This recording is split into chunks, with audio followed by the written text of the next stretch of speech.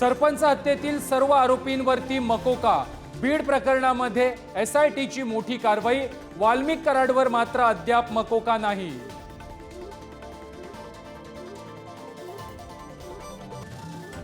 संतोष देशमुख हत्येच्या निषेधार्थ धाराशिवमध्ये मोर्चा। आरोपींना फाशीची शिक्षा देण्याची मागणी। तर वाशिम मधील मोर्चामध्ये देशमुख कुटुंब आणि सुरेश धस सहभागी। मुंबई ते नागपूर सर्व महापालिका स्वबळावर लढणार। ठाकरेंच्या शिवसेनेच्या संजय राऊतांची मोठी घोषणा। मवियामध्ये फुटीची पहिली ठिणगी। ठाकरेंची साथ सोडून अवघ्या 3 महिन्यात माजी आमदार राजन तेली घरवापसी करणार। बावनकुळेंच्या भेटीनंतर चर्चांना उधाण। मात्र विकास कामांसाठी भेट, तेलींचं स्पष्टीकरण। बीड खंडणी प्रकरणातील आरोपी वाल्मिक कराडचा मुलगा अडचणीत। सुशील कराडनं बंदूक दाखवत लुटल्याचा मॅनेजरच्या पत्नीचा आरोप। सोलापूर कोर्टामध्ये तक्रार।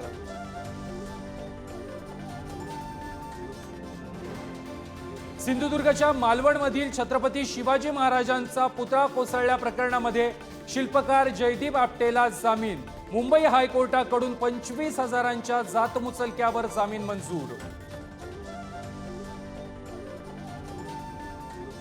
मुंबईतील दादरमधील टोरेस कंपनीच्या ऑफिसमधील साहित्य आर्थिक गुन्हे शाखेकडून जप्त।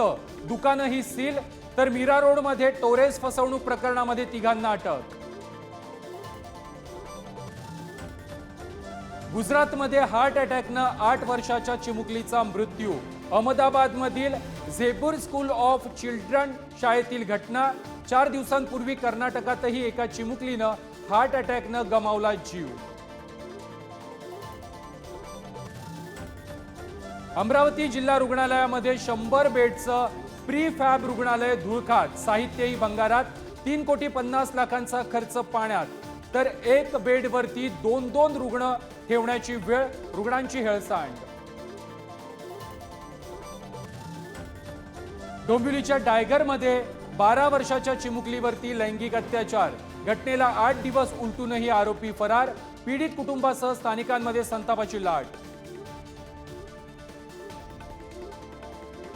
मकर संक्रांती निमित्त पंढरपूरच्या विठुरायाचं व्हीआयपी दर्शन 5 दिवस राहणार बंद।